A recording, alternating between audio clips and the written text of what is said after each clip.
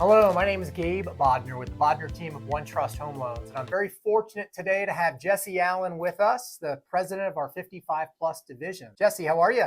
I'm great, Gabe. Good to see you in person, and I appreciate the opportunity to talk with you. Absolutely. Thanks for being here. I wanted to ask Jesse a few questions about what's happening in our industry at the macro level.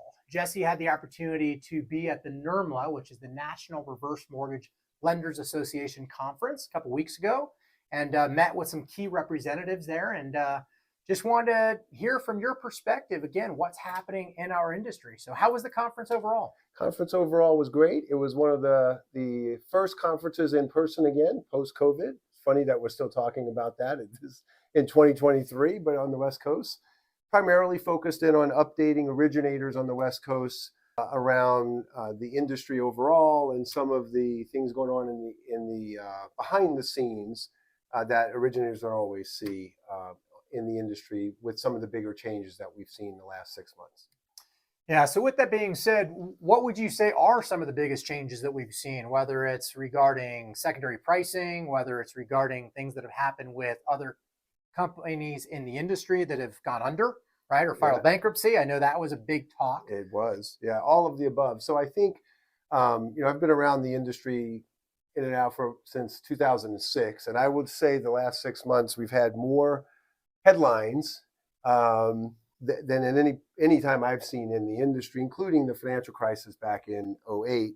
Now, some of those were good, with a lot of traditional mortgage companies really committing to serve more of the senior market through the product space. We've seen a lot of announcements this year with other major lenders getting in and wanting to serve seniors through the reverse mortgage product. I think that's great news for the industry overall. Some of it was on, the mortgage and real estate industry that in general is going through some tough times with rapidly rising interest rates and all of the uncertainty. And in the reverse space specifically, we've seen two of the top reverse mortgage lenders go out of business in the last 8 months with reverse mortgage funding and, of course, American Advisors Group, who sold off to Finance of America. And so there's a lot to talk about around the fallout from that, the implications of that. There's a lot of transformation going on in the industry, and that was largely the topic of discussion for most of the conference. Got it. And with those fallouts of AAG and RMF, is that more on the servicing side of things, or how talk to me a little bit about the impact to the consumer and or the industry as a whole? Yeah. So, the higher rate environment certainly impacts consumers no differently than the traditional mortgage space. The fallout from the bigger players was more on the back end of the business. So servicing, managing the Ginnie Mae bond and the pools and the commitments that come along with that. And so that's primarily the implications of the work that has to be done when you have a major lender go bankrupt as quickly as you did with RMF. You have a commitment to service a lot of those clients, obviously. And so Ginnie Mae and the industry has worked together to make sure that those clients have access to funds and continuity on the servicing side. So that's been the bulk of the work.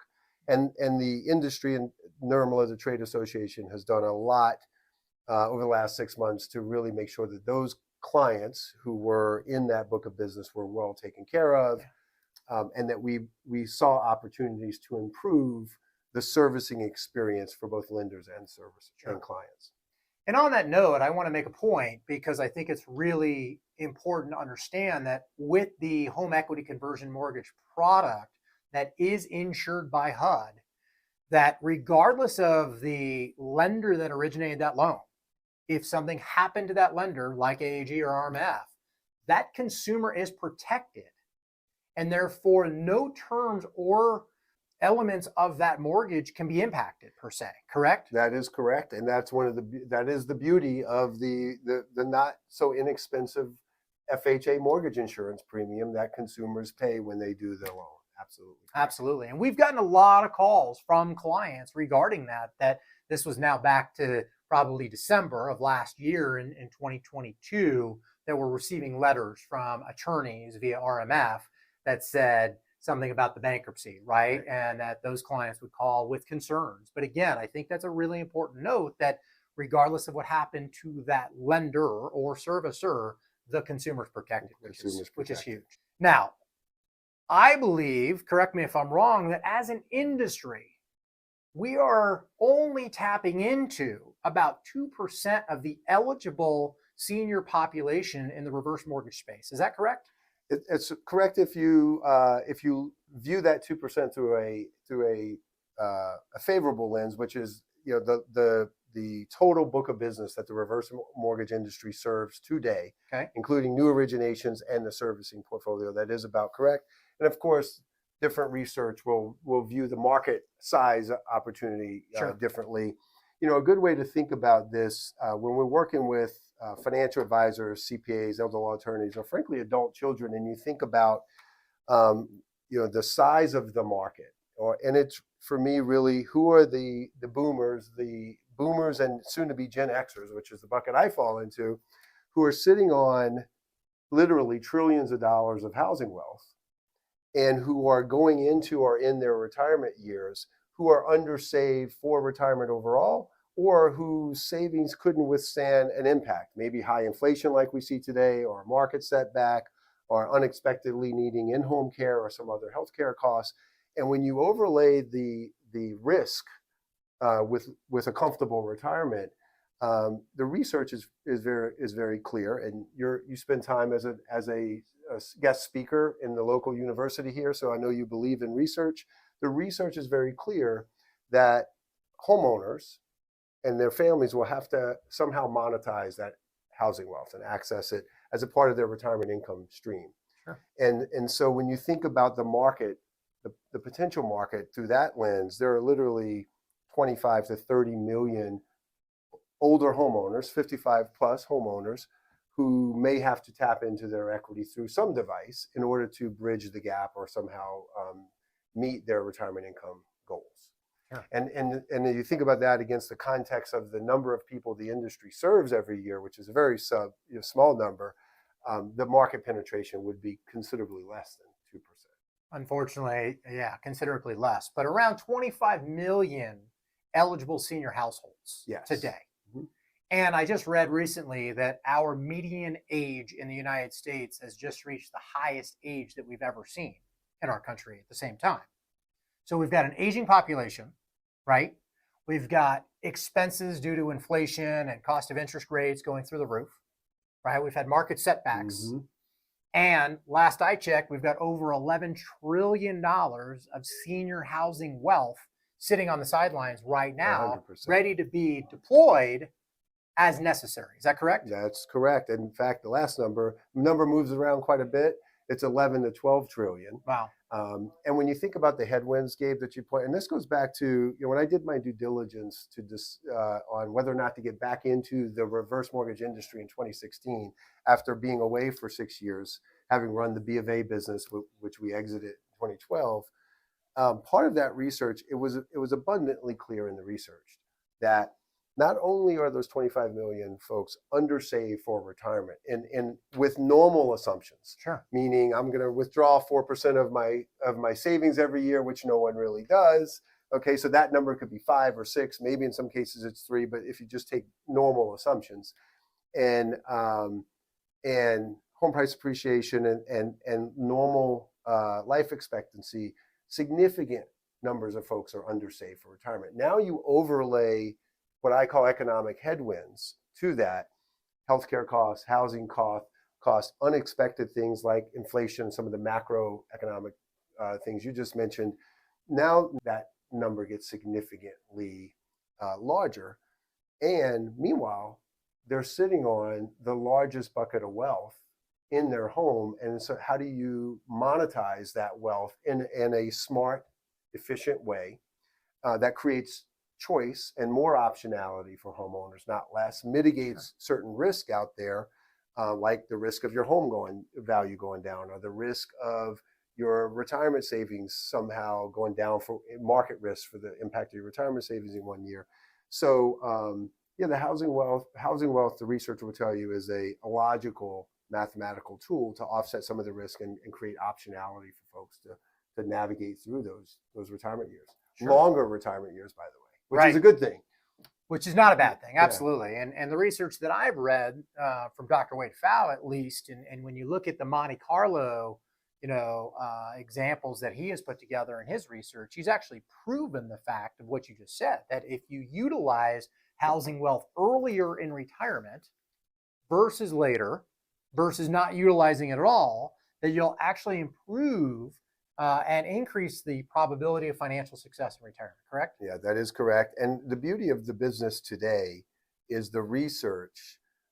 We like to say that here today with what we can do, you don't need to litigate the case for leveraging your housing wealth as a retirement income tool. You can just be a witness, because the research, whether it's Dr. Wade Fowle or other academic research, policy research, is abundantly clear that part of the answer has to be including housing wealth in that retirement income stream through multiple. So it's not coming from within the industry, it's independent research Sure. around the notion of how do we close the retirement cash flow gap Yeah. for seniors. And Wade Fowle's a great example. He's been a good influencer for the financial advisor space in general, but it's not hard to find mountains of research supporting the notion of monetizing the housing wealth in responsible, efficient ways to help folks live those longer years of retirement, and to do so comfortably and responsibly. Yeah. Well, and you and I both agree on that. And at the same time, I've also seen statistics that are talking about the baby boomer generation is going to be the largest transfer of wealth from one generation to another ever in our country. And when you consider that half of baby boomers are in jeopardy of running out of money before they die, and they're going to be transferring the largest amount of wealth to the next generation, there seems to be a problem and a solution that everybody's ignoring in plain sight. Yeah. Yes. Well, I agree with that, and I think not more and more financial advisors, in my experience, are beginning to not ignore it and Sure. and begin to say, hey, as a part of my fiduciary responsibility to really understand my client's entire picture, how do I begin to understand more the available tools and options that are out there, and that allow my client to maybe leverage their full scope of wealth, which includes housing wealth by definition. Sure. And so, yes, we're seeing more and more clients do that. And frankly, it's a unique situation, because if you follow the math in, for example, Dr. Wade Fowle's book, and many examples and use cases that we've done with advisors and their clients, and we have, as you know, 2 financial planners that are a part of our team who ran their own practices for many years, Right. and who we convinced to come help us in this cause, who do this every day with clients and other financial planners.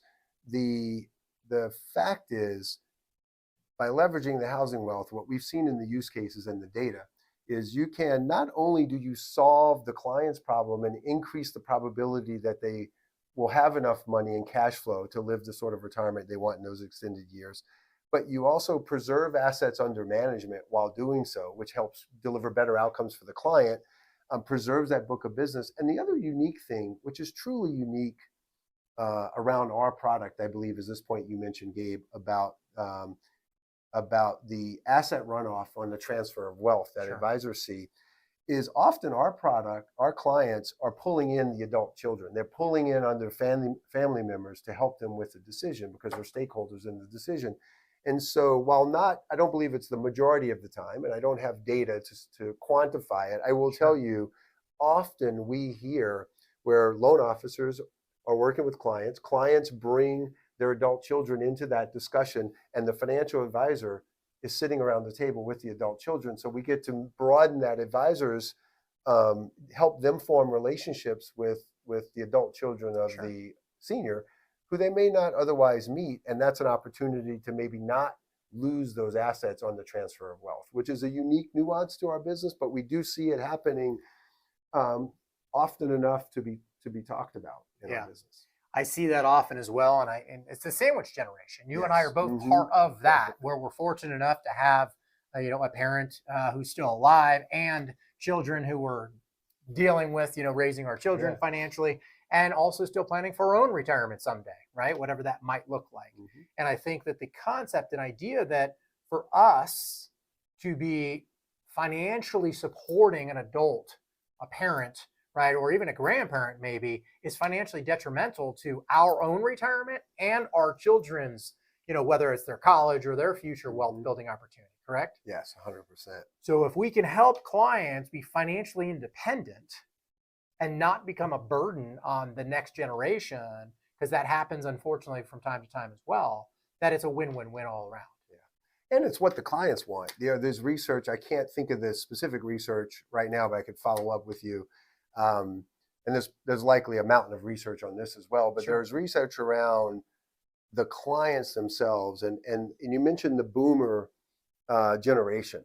Well, the boomer generation spans a lot of different sub client segments in there. Sure. And I think about my mom, who's 75 right now, is different than a 75-year-old from 10 years ago or 12 years ago when I first got into the business. Sure. And today, what our clients, they fiercely value that independence and not being a burden on their families, which has typically always been the case. They also want to travel, and they have a punch list of things they want to do in retirement.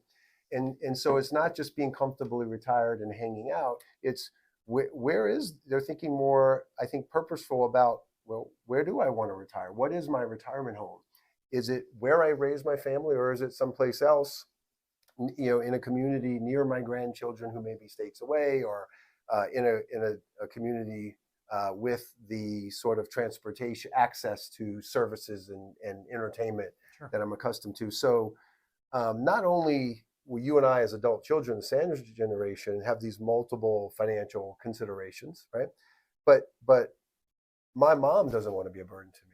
And many of our clients don't want to be burdens on their family. Sure. And again, it goes back to working with those family members and the stakeholders, financial advisors included, that those clients trust to unlock some of that optionality that's tied up in the home equity in their home. Absolutely. And when you talk about unlocking the optionality of the home equity, in my opinion, is one of the most efficient assets that you can have in retirement, as long as you have a tool to access it, because of the tax efficiency in regards to the fact that when you're utilizing home equity or accessing home equity, there are no income taxes associated with that money. Right? That's correct. Yeah. And so by utilizing some of the home equity and not having to pay income taxes on that versus having to pay taxes on most retirement assets outside of a Roth IRA, right? It does become a really efficient tool and strategy. The other piece that I think is really important that I come in contact with a lot is the emotional side of not having the financial stress and burden that comes in retirement a lot of times. When people, I believe the number one thing that most people are concerned about are finances in retirement. It's not dying, believe it or not. Research is clear on that as well. Yes. Right? Yeah. So it's the financial stress and burden that people deal with. And I see it. I literally will sit around this table, have a closing, and I can watch people's shoulders just drop physically when they do the reverse mortgage or home equity conversion mortgage. And I think that this whole space is so powerful in so many different ways. So as we're wrapping up here, talk to me a little bit about maybe where you see the industry going. Where are we headed to next? Well, I think it's anybody's guess. In my own opinion, and part of the reason I got back into the business was I think the data and the research is clear on the points we've been talking about. The demand has never been stronger. The level of housing wealth has never been larger. The awareness around the notion of leveraging housing wealth as an integrated part of that retirement income stream, I think, is higher than I've ever seen it. The product itself, the reverse mortgage product, I think has never been better positioned for more mainstream use, meaning post the financial crisis, the consumer safeguards that went in, and this is something that's often missed, that I think the safeguards that went in around underwriting for a client's ability to repay the loan, being able to do impounds or expect set-asides of equity to pay taxes and insurance, protections for non-borrowing spouses, caps on origination fees.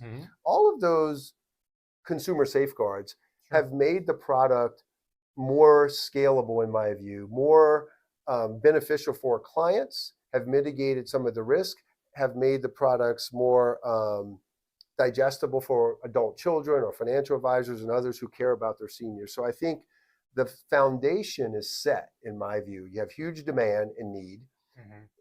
in a purpose-driven way, right? People want optionality because we have bigger acute problems to solve. So you have an acute problem, which is the retirement crisis with headwinds coming. You have trillions of wealth that the research shows can be responsibly used to offset and solve that problem. And you have a product that has the right consumer safeguards in place for more mainstream application. So I think that sets the industry up well to serve more people, to serve more referral partners who are trying to solve problems on the behalf of clients. Yeah. And I think the industry is beginning to turn attention to how do we, and we've done a lot of this within OneTrust, and this is sort of the tip of the spear for us is, okay, all of those things are set well to affect change and help business partners and clients and communities navigate this successfully. So what do we need to do? What do we need to bring to the table in order to be a catalyst for more usage and adoption? And some of that is around the industry continuing to invest. And I spoke about some of this at the NERMLA conference. Now it's very early stage. The industry, I believe, needs to work in a systemic way to further these causes a little more. But how do we invest in technology in the industry in similar ways that we've seen in the traditional mortgage space? Sure. We've underinvested as an industry in technology to improve service levels for clients, loan officers, investing in our people and continuing to pull more professional loan officers into the industry who have the financial acumen and the mortgage banking experience. We have some, not enough in Sure. the industry, right? So mainstreaming the product and all of these changes we're talking about opens the industry up for more professional, talented individuals to join and begin to use the product, and then you're distributing it across a broader customer base. So I think the industry has to keep investing in our people, keep investing in our technology, keep investing in our servicing capabilities for clients once the loan funds. The client interacts with us a lot post-funding, and so making sure that we've continued to invest in the servicing capabilities and access to funds for clients. And there's been a lot of progress in the last 5 years on the servicing side as well, which I'm happy to. It's a whole nother discussion. But I think those sort of common sense investments in our people, in technology, in our clients, and our referral partners will allow us to continue pushing on that 2%. And helping more people realize the benefit. Yeah, well, you and I are on the same page. I mean, dating back to 2014, right, with the non-borrowing spouse changes that you referenced in 2016, with financial assessment, talking about the set-asides and escrow account, there have been so many improvements to this product in the space that have made it a better, safer program. Yes. And with that, I think that the adoption rate will improve. And you and I both agree. I think that the industry can continue to take on more and more professional originators that understand the risks and the concerns around retirement. I think that that's one of the big differentiators where we need the partners from the financial advisors, right? From the tax professionals, CPAs, so that we can truly create a cohesive plan for our clients in retirement. Because one of the things that I've realized in this space is that we all grow up, I shouldn't say we all, but many of us grow up learning how to save, or at least taught that we should save. And we're taught how to spend money. And many of us are taught how to spend safely, but nobody is taught, excuse me, I said that wrong, how to save, right? But nobody is taught how to spend safely. So when you get into retirement, I look at it as like climbing Mount Everest, right? When you're in your working years, you're saving money and you're climbing Mount Everest. But unfortunately, many people actually fail or die on the descent, not the climb. And what I'm getting at is nobody really understands how to spend their retirement savings safely.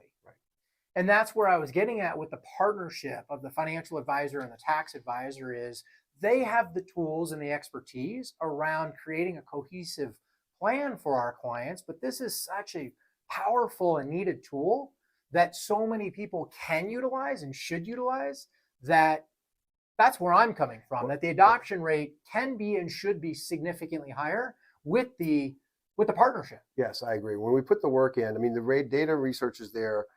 The financial advisors, attorneys, CPAs, folks that seniors trust to help them navigate these years, have those trusting relationships. You've done a great job of. They trust you with their clients. So as an industry, we need more professionals who those other stakeholders can trust with their clients. And that's the investment in our people and our business, and we'll keep doing that. And I think we have some of the strongest at OneTrust. You're a great example, top of the list there on just the best that the industry has to offer, in my view. And so more of that. And then what will happen over time is, when building on what you just said, when you think about the overwhelming amount of data and research that points to this, and you really sit back and look at the compelling math that's there to help people descend safely and responsibly spend in their retirement years. The beauty of what we do for a living is it's all about creating optionality and choice, which is great for people. And in the process of doing that, there's a risk mitigation. There's a conservative play to this. As I've spent more time with financial advisors or our own financial planners and elder law attorneys and estate planners on this topic, my thinking over the last 5 years has become more clear that this is really a strong play, not only to create choice for folks as they choose how to spend during their retirement years, but it mitigates. It's a risk mitigation tool around the risks that people face while they're descending Mount Everest. And I think that's the beauty of this that is really underappreciated at large with consumers and the industry at all, is that this is empowering and it mitigates risk for seniors as they're navigating through those. How do I spend responsibly during retirement? And spending responsibly, and I think with that, this is a tool that allows you to spend anywhere you might need it, whether it's home improvement, whether it's everyday living expenses, whether it's long-term care expenses, whether it's gifting and legacy planning. It can be used for anything and everything, as opposed to a traditional product, whether it's an insurance product like life insurance or disability insurance, where it has a specific need and a specific, usage. This can be used for anything. So the versatility and optionality you reference, I think, is extremely powerful and quite honestly misunderstood. It's empowering, and that's really whether you're a financial advisor, a CPA, an elder law attorney, estate planner, or an adult child, you want to empower those who rely on you. And I think this tool is quite simply just an empowering tool in that way, not restrictive. And it's funny, we'll get into a conversation. My mom, who's a critical care nurse, referred me a couple of years ago, a dear friend of hers that I knew growing up. So that's always an interesting conversation. They were critical care nurses for years, saving lives. And it was her and her realtor friend who cared about her. And she was in a jam, and we were talking about the reverse mortgage as a possible solution versus other choices, because people believe this is an expensive option, and it always sort of depends, and as compared to what, right? And when you think about how do you access your housing wealth, and you have this discussion with advisors and clients or adult children, whoever the stakeholders are around the table, and you can pull some of the emotion out of it. It's like, okay, let's just understand. We know you want access to the equity in your home to solve this acute problem. What are your choices today? How do you go after that? And in her case, she was thinking about selling the home with a 5% commission, wasn't discounted. You would have thought that she would have a little bit of a discounted rate. But when you think about the cost of moving, selling your home, finding a new place to live, the cost of the move itself, and when you start stacking up some of the cost of choices to unlock that equity, versus paying the FHA mortgage insurance premium, which has huge value down the road as an insurance product, or the cost of and the other cost of just doing a reverse mortgage, I'm not so sure it's an expensive choice when you think about the customer lifetime value that the client gets out of this, that the advisor or referral partner may get out of it because of the work that they're helping the client with, versus other choices. So it does create optionality, I think, at a reasonable price with great lifetime value to the client and to those stakeholders. I don't disagree. And that's probably the number one concern that many people or clients and advisors have when I sit down with them and go through a proposal and I show them options side by side is that upfront mortgage insurance. At the end of the day, 2% of the home value or max claim amount can be pricey. But as you said very well, compared to what, right? When we look at that and you look at the tax efficiency and you look at the long-term planning of a product like this, that I've shown mathematically that that cost can be offset and then some from the tax savings and the growth opportunity in the portfolio. Yeah. But you have to look at it holistically, and you can't just look at this product and the cost by itself, which is, again, where I love partnering with financial advisors because they can look at it and say, yes, here's a bucket that's tax deferred. Here's a bucket that's taxable, and here's a bucket that's tax-free. Right. And if we can pull from either one of them at any given time to effectively reduce the AGI or adjusted gross income to then hit a lower tax bracket, it's a win-win-win, again, all around, offsetting that upfront cost. Yeah, which is why I think we work best when we're working with CPAs, attorneys, realtors who understand the nuances of, in my example with Nan, there was I didn't mention the capital gains tax. Sure. And so at a high level, it really just, you want to work with referral partners who really have that robust knowledge you're talking about, because then it allows you to step back from, oh, this is an expensive option. Well, no, you're unlocking a lot of choice and empowering folks to make decisions. And it's efficient when you start looking at the costs, the potential tax advantages, Sure.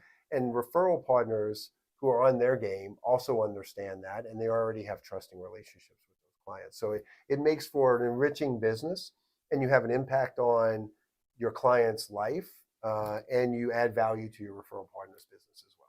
Absolutely. And you just touched on the capital gains taxes. And recently I've met with a handful of clients here in Colorado that, interestingly enough, if they bought their house in the 70s, they paid 70-something thousand dollars for their home. They bought their house in the 80s, they paid 80-something thousand dollars for their home. And now today, in a lot of cases, it's worth over $700, $800, or $1 million. And they're likely going to have to pay over $1,000 in capital gains taxes if they sold today, depending on their overall tax situation. And so, Jesse, I appreciate you being here, appreciate your insights, and certainly appreciate what you're doing for the industry and what our company is doing for the industry as a whole. Well, it's been a pleasure. Thank you for the invite. It was a great visit, and I appreciate what you're doing, not only for your market here and your community here in Boulder, but for our team overall at OneTrust as well. Thank you, Jesse.